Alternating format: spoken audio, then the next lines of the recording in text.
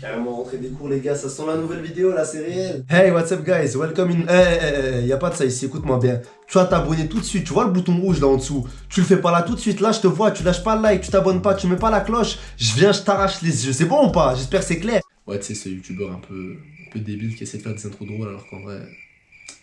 C'est pas ouf quoi. Les amis, aujourd'hui on se retrouve pour un nouveau concept de vidéo inédit, il n'a jamais été fait sur YouTube, ouais, je suis le premier à le faire, j'inaugure et tout, donc... Quoi, ouais, non, c'est un concept qui n'a jamais été fait, genre, je suis le premier à faire.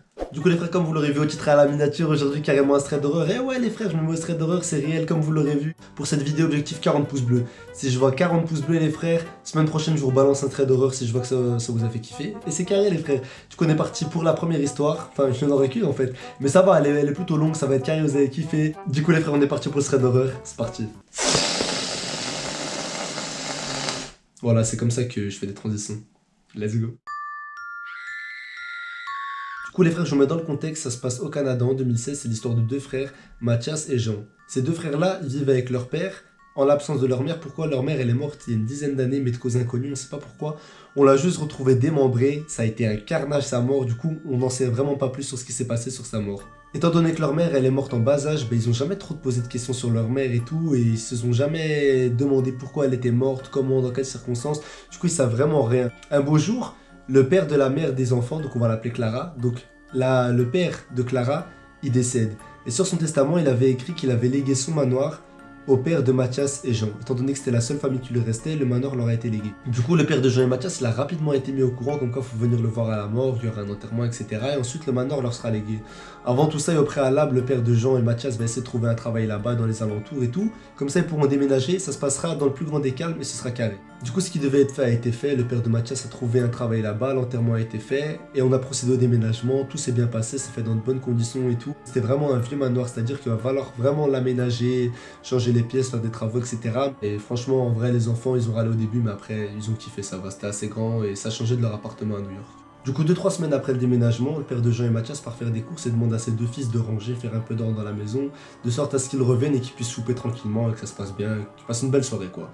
Du coup, les deux fils se mettent à la tâche, ils commencent à ranger, tout ça et tout. Et à un moment, ils tombent sur une pièce où il y a beaucoup d'affaires de famille, de livres, de caisses, etc. Et étant donné qu'avant, leur mère, elle habitait avec leur grand-père là-bas et que c'était leur maison, ils sont un peu curieux. Du coup, ils veulent en savoir plus sur leur mère, sur leur grand-père, etc. Du coup, ils commencent à fouiller un peu dans les affaires de famille, ils retombent sur des vieilles photos, sur des articles, sur des journaux, sur des boîtes, des cartons, des anciennes affaires. Et à un moment, ils tombent sur un carton, mais un carton qui a été fermé en fait. Genre qu'on a demandé de ne pas ouvrir, c'était écrit à ne pas ouvrir. Du coup, les enfants, forcément, un enfant c'est quelqu'un de curieux, ça veut dire qu'ils vont aller ouvrir et qu'ils vont tomber sur un journal, et je vous dis pas ce qu'ils ont vu. C'est le journal qui explique les circonstances du décès de leur mère, c'est-à-dire qu'en fait, ils expliquent à quel moment, à quelle date, dans quelles circonstances, comme quoi un individu a été inculpé. Et les deux frères sont stupéfaits parce qu'on leur a toujours dit que c'était par cause inconnue. Et leur père leur a toujours expliqué que même lui ne savait pas dans quelles circonstances leur mère était morte. Ça veut dire qu'ils commencent vraiment à se poser des questions et qu'ils se disent qu'ils vont peut-être commencer à mener une enquête de leur propre côté pour savoir ce qui s'est réellement passé et connaître la vérité sur la mort de leur mère. Du coup, ils continuent à fouiller dans les affaires, dans les livres, les caisses et tout, mais ils trouvent rien en particulier. Ils trouvent rien et ils sont vraiment déçus. Du coup, ils se disent qu'ils vont commencer à poser des questions à leur père.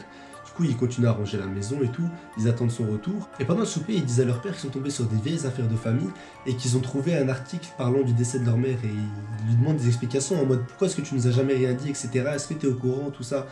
Leur père s'énerve directement et leur dit ne me parlez pas de ça. Il voulait absolument rien entendre à propos de ça et tout. Et il dit j'en parle pas, c'est tabou dans cette maison. Et il arrête net la discussion et dit le débat est clos. Il sort de table et il paraît énervé. Les deux enfants, forcément, ils ont été un peu déçus parce qu'ils apprennent récemment dans quelles circonstances leur mère est morte et maintenant ils veulent avoir des réponses forcément. Du coup, pendant quelques semaines, ils vont essayer de faire leurs recherches dans le quartier, poser des questions dans le voisinage, rien, aucune réponse. On dirait que leur mère n'a jamais existé, on dirait que ça a été un fantôme. Ils connaissent le grand-père, mais ils ne connaissent pas la mère, ils ont absolument aucune information sur elle. Et du coup, ils sont un peu déçus, et au bout de quelques semaines, ils commencent à lâcher cette idée, et ils abandonnent l'idée même de savoir ce qui s'est passé avec leur mère. S'en suivait quelques semaines, quelques mois, où au final, ils avaient repris une vie un peu normale, ils allaient à l'école, ils recommençaient à faire du sport comme tout le monde, et ils recommençaient un peu à avoir des liens avec leur père, et ils avaient oublié cette histoire. Bien qu'au fond d'eux-mêmes, ils en gardaient une trace, c'est-à-dire qu'en fait, ils voulaient absolument savoir, mais ils n'avaient pas totalement oublié cette histoire, mais ça restait dans un coin de leur tête. Fut un jour où à un moment, Mathias avait congé, et du coup, Jean était à l'école, et leur père était au travail. travail. Donc Mathias était vraiment tout seul à la maison, donc il continuait un peu à chercher et tout. Il disait peut-être qu'en étant tout seul, il aurait plus de liberté, il pourrait mieux chercher. Cependant, comme d'habitude, il trouve aucune information. Alors avec la pression et le fait d'avoir travaillé longtemps, il se dit qu'il va sortir prendre l'air et un peu aller oublier tout ça. Du coup, pendant sa balade, en sortant du manoir, Mathias est vraiment tombé sur une personne assez énigmatique qui va lui poser beaucoup de questions en le voyant sortir du manoir. Style, est-ce que c'est toi qui habites là-bas? Tu habites tout seul avec tes parents? Le vieil homme qui était présent, il n'y est plus, etc. Plein de questions comme ça et ça va attiser la curiosité de Mathias. Et il commence à se dire que peut-être que le type en question connaît sa mère, a peut-être des informations sur le décès de sa mère et est peut-être au courant de même qui a tué sa mère. Mais étant encore un peu méfiant, il veut pas lui faire confiance directement et lui parler de trucs personnels qui mènent l'enquête, etc. Du coup, il se dit que c'est mieux qu'il fasse plus connaissance avec lui. Ils vont commencer à faire connaissance, échanger, etc. Ils vont se voir de plus en plus. Mathias va le voir de plus en plus régulièrement dans le quartier. Et à chaque fois, il va le saluer, parler un peu avec lui, etc. Et au final, ils vont commencer à se rapprocher un peu et à devenir un peu plus proches, presque amis, presque. Mais bon, le type était tellement spécial que c'était pas possible de devenir ami avec lui. On dirait qu'à chaque fois que Mathias parlait avec lui, ça ressemblait plus à un interrogatoire qu'autre chose. Mais Mathias avait ce qu'il voulait, tous les jours il avait quelques informations, et c'est ça qui lui plaisait. Après tous ces échanges, Mathias pensait qu'il arrivait enfin au but et qu'il pourrait bientôt lui parler de sa mère. Du coup, tout excité, comme d'habitude, c'est normal. Tu pourras pas garder un secret aussi lourd pour toi, du coup il va en parler à son frère Jean, ils vont longuement discuter. Jean lui a quand même dit de se méfier parce qu'en fait, il le connaissait pas assez, c'est-à-dire que il lui dit, un type passe comme ça et toi tu lui fais confiance, tu lui parles, enfin bref, c'était vraiment très bizarre et tout. Mathias lui dit qu'il avait pas à s'en faire et que non, c'était vraiment un type bien et tout, et qu'il avait bientôt avoir des informations, c'était tout content. Jean lui a quand même dit de faire attention, etc.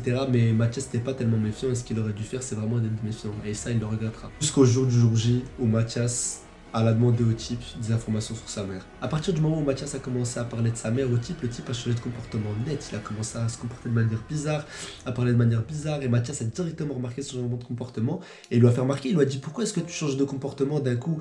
Il lui dit moi je veux vraiment savoir la vérité, ça fait des mois que je cherche avec mon frère, on veut savoir qu'est-ce qui s'est passé avec ma mère. C'était la fille de mon grand-père, le type qui habitait dans le manoir, c'était sa fille, c'est notre mère et elle est morte, on veut savoir ce qui s'est passé. Alors le type lui a expliqué que sa mort l'a vraiment traumatisé, il lui a dit écoute, j'ai pas trop envie d'en parler ici, l'histoire elle est taboue en ville, tout le monde essaye d'étouffer ce qui s'est passé dans cette ville parce que c'est vraiment une ville à problème. Il lui dit écoute, si tu veux vraiment savoir ce qui s'est passé, rejoins-moi au puits du village à minuit et je te raconterai toute la vérité. Du coup Mathias, il veut tellement savoir qu'il accepte tout, il serait prêt à tout faire pour ça. Du coup Mathias accepte et il rentre chez lui, il attend le moment où il devra aller et pas au rendez-vous avec le type.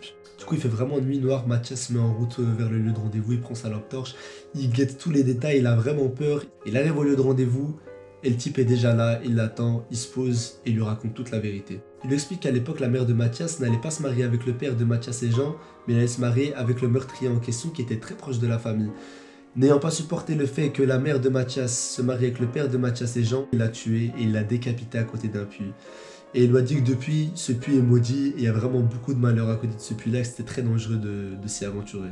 Du coup, Mathias commence à se poser des sérieuses questions. Il lui dit alors pourquoi est-ce qu'il m'a demandé de venir au puits? Pourquoi est-ce qu'il me demande de venir à cet endroit-là précis pour me raconter cette histoire?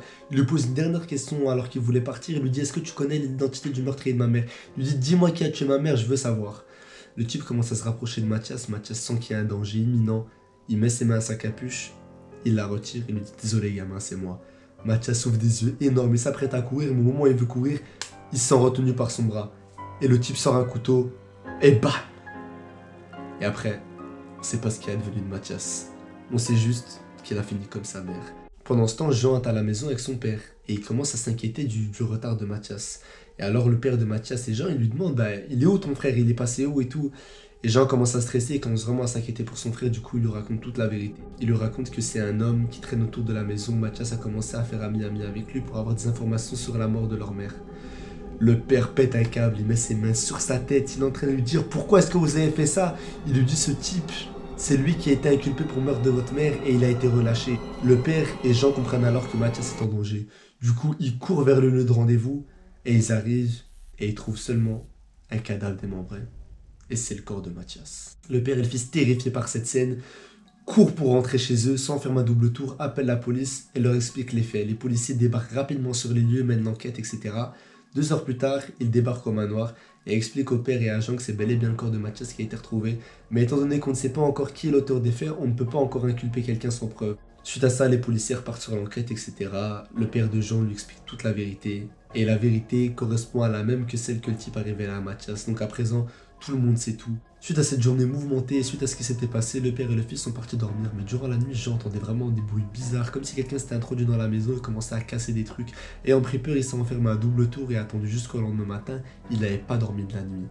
Le lendemain matin, il prend un bâton avec lui, prend son courage à deux mains, ouvre la porte, va dans le couloir, se dirige jusqu'à dans la chambre de son père, ouvre la porte lentement.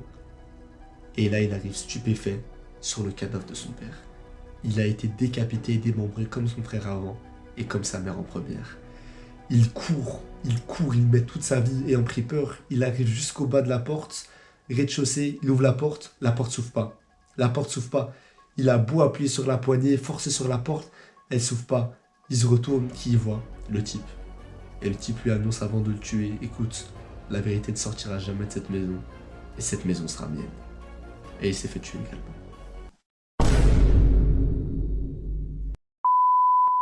Du coup les frères, on arrive tout simplement à la fin de cette vidéo, j'espère que ça vous aura fait kiffer. Même moi je me suis fait kiffer en racontant l'histoire, même moi je me suis fait peur. C'est une histoire réelle les frères, hein, pas à croire joli tout hein. Voilà, du coup si ça vous a plu, comme d'habitude la bif, n'hésitez pas à liker, partager, commenter, vous abonner, c'est pas déjà fait, en activant bien sur la cloche pour être au courant de toutes les nouvelles vidéos. Voilà la famille, si je vois ça a fait 40 likes, je rebalance un straight doré la semaine prochaine. C'était SN, salam la famille.